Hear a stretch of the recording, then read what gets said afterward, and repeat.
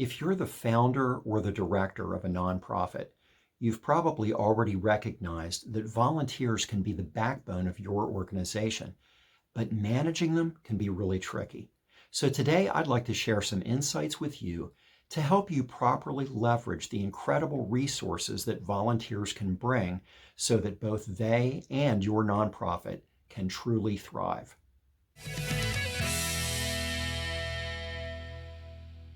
Hi there, my name is Mark from Valor XL. Thank you so much for joining me today. I wanted to take this opportunity to talk to you about volunteers because managing volunteers can be truly challenging. And the first thing you need to understand when you look at the whole concept of volunteers is really tied into the backstory of nonprofits themselves. Let's face it, nonprofit organizations are faced with a very specific set of challenges that most other entities don't have to deal with. And when it comes to volunteers, they're pretty much unique to the realm of nonprofits. It's rare that you'll find someone wanting to go and volunteer in corporate America, but it's very common to see folks who want to get connected with charitable causes, and that's where the role of the nonprofit and volunteer relationship really comes into play.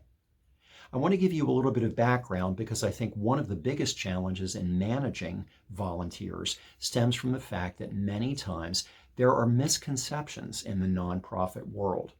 And those misconceptions can sometimes center around the very mission and focus of the nonprofit. And there are both internal and external misconceptions. And I feel like they both play a critical role in impacting how volunteers come into and are utilized by the organization. The first one is an external misconception.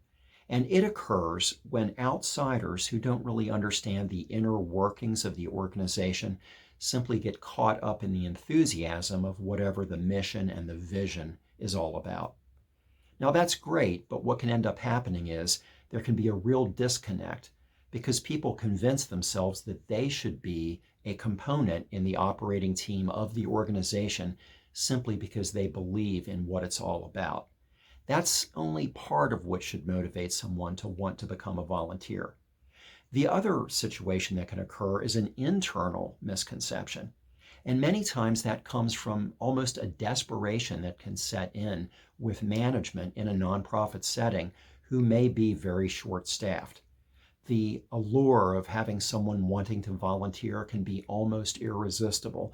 And as a result, standards can be lessened to such a degree that you wind up bringing people into the organization who don't really belong there.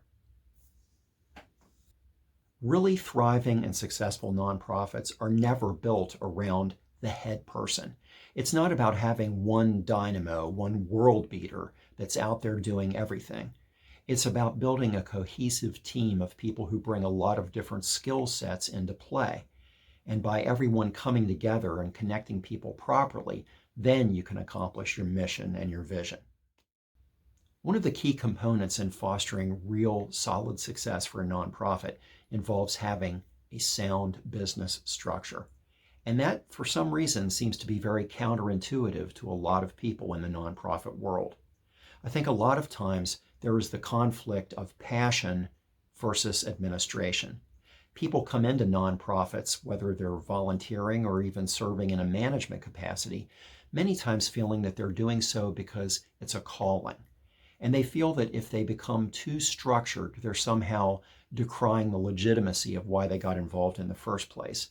They feel like only the pure passion of carrying out their mission and vision is what will drive them.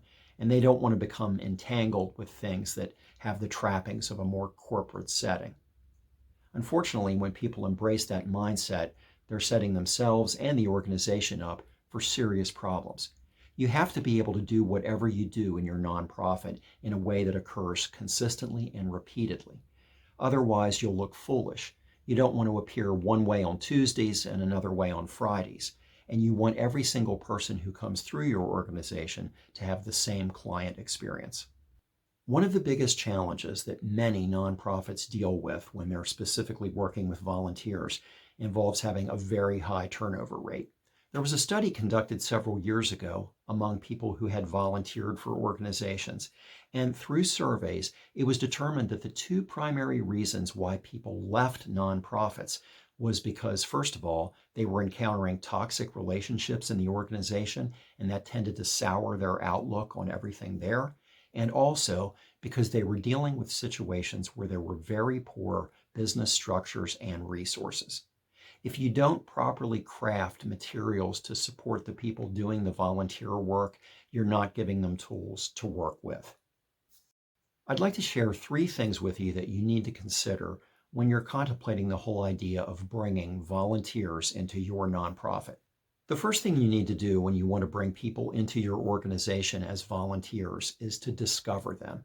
And that requires intentionality on your part. You have to cultivate relationship with prospective volunteers.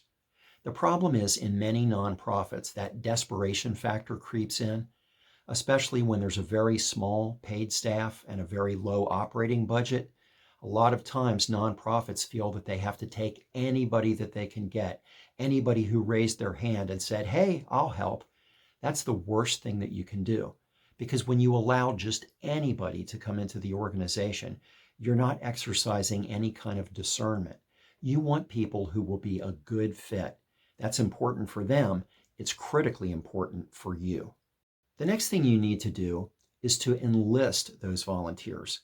Once you've established a good connection and you've identified someone who has skills and abilities that are a proper fit for your organization, you need to meet with them and set proper expectations about what it will mean if they pursue volunteering for your nonprofit. If you fail to do that, you're starting off on the wrong foot, because you need to properly identify for both parties what it will be about.